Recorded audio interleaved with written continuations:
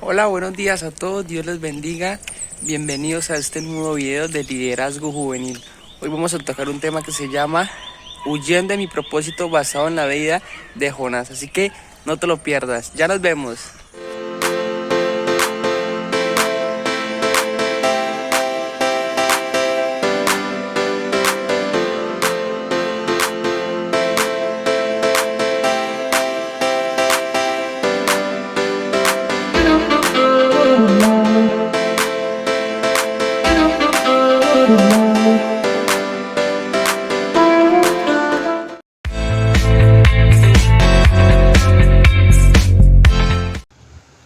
Hola, hoy estamos hablando de un tema muy interesante y es el propósito de Dios.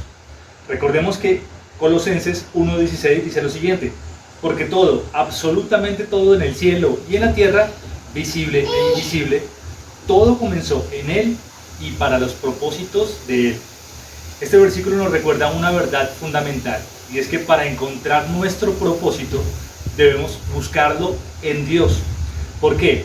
Al hacerlo de la manera contraria, cuando lo buscamos en nosotros mismos, realmente lo que hacemos es perdernos.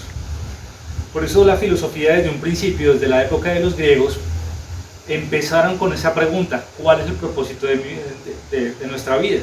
Uno de ellos, Sócrates, tiene una frase que aún hoy recordamos, y es: conócete a ti mismo. Y aunque esa frase es interesante y puede llegar a ser útil, en cuanto a la búsqueda del propósito, no nos funciona, porque cuando buscamos en nosotros mismos y no en Dios, no vamos a encontrar el propósito, sino que más nos hundimos en nuestro propio egocentrismo. Por eso realmente la búsqueda de nuestro propósito no puede hacerse desde nuestras fuerzas humanas, desde nuestro raciocinio, sino en Dios. Por eso también, citando a un filósofo moderno llamado Bertrand Russell, que dice lo siguiente: a menos que se dé por hecho la existencia de Dios, la búsqueda del propósito de vivir no tiene sentido. En otras palabras, aparte de Dios, la búsqueda de un sentido de nuestra vida no es posible. Y eso mismo lo reconoce un filósofo que ni siquiera creía en la existencia de Dios. Entonces, es muy importante recordarlo. Para encontrar nuestro propósito, en primer lugar, tenemos que alinearnos en la búsqueda de Dios. Y allí vamos a encontrar nuestro propósito. Y ahora vemos cómo no desviarnos de nuestro propósito. Y una cosa muy importante a tener en cuenta es que Dios nos creó a cada uno. La palabra de Dios dice que nos creó conforme a su imagen y semejanza, y a cada uno nos hizo únicos. Cada uno tiene una huella digital única, un ADN único, y cada uno tiene un contexto familiar, de amigos, único. Entonces, recordemos siempre que Dios nos hizo únicos. Y eso único que tenemos está para que lo demos al mundo. Si nosotros decidimos no dar eso al mundo, el mundo se queda sin eso, porque para eso fue que Dios nos creó.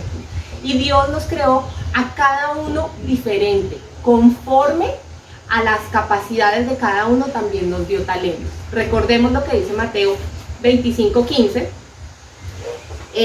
habla de la parábola de los talentos, y dice: a uno le dio 5.000 monedas de oro, a otro 2.000 y a otro solo 1.000, a cada uno según su capacidad. Luego se fue de viaje. Cada uno tiene sus propias capacidades y los talentos dados por Dios, y en eso es en lo que nos debemos enfocar. Debemos responderle a Dios y ser fieles con lo que Dios nos ha dado.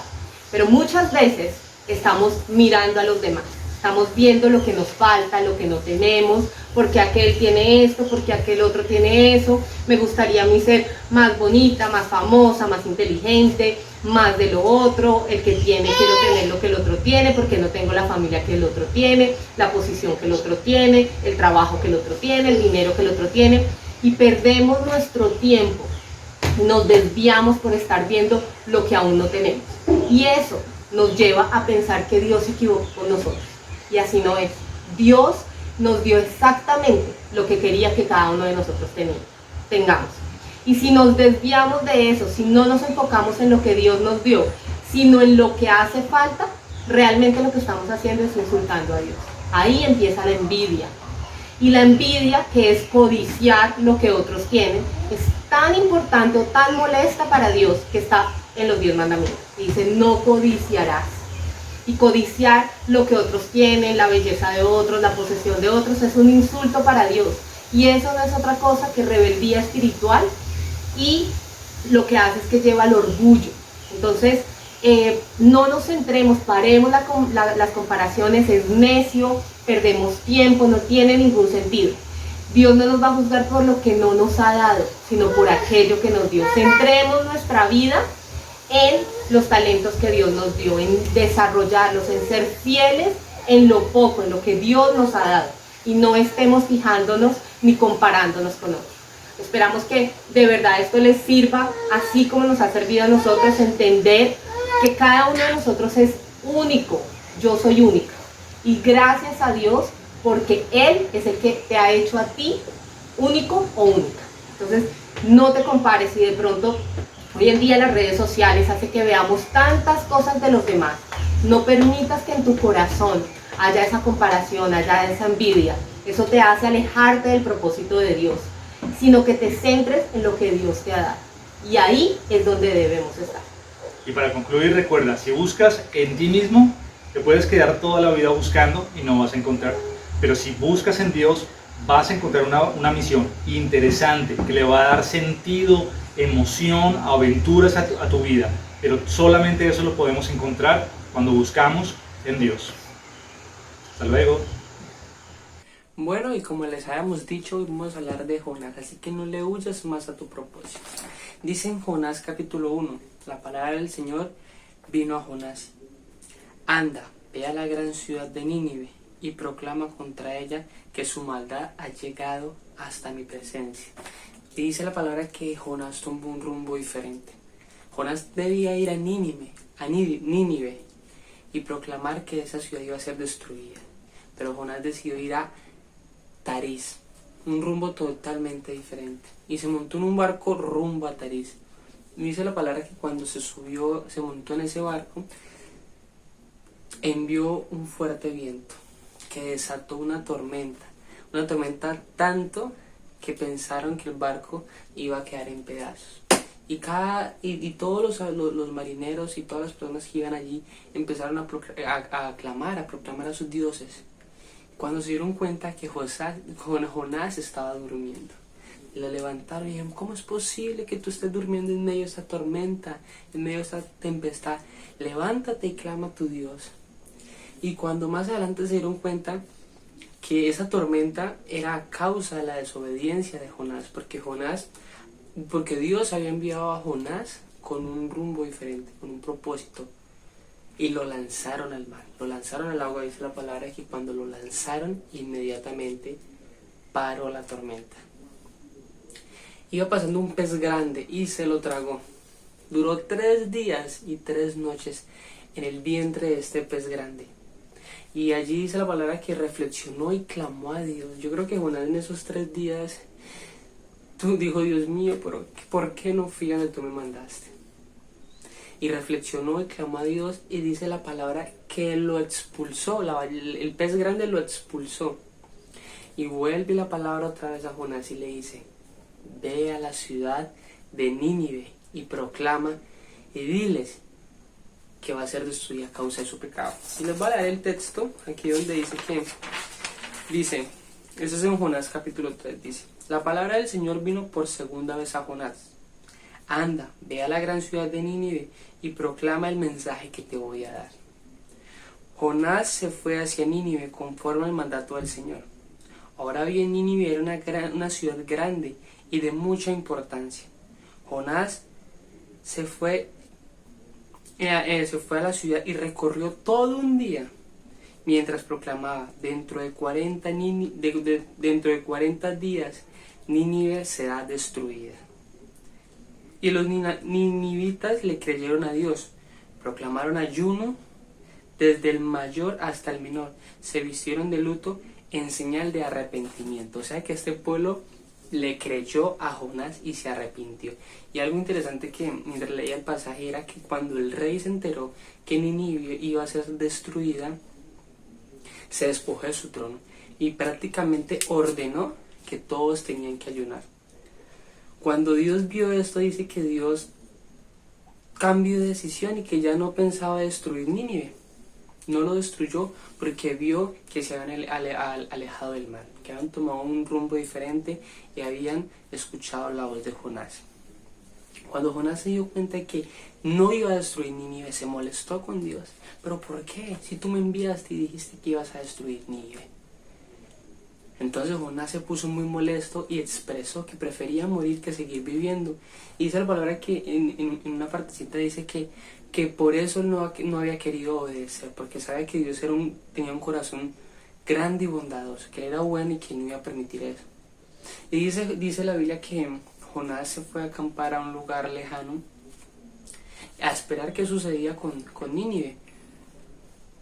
Y dice que acampó allí y descendió mucho sol, vino mucho sol, pero Dios es tan hermoso porque le plantó un árbol para que le diese sombra y allí descansó.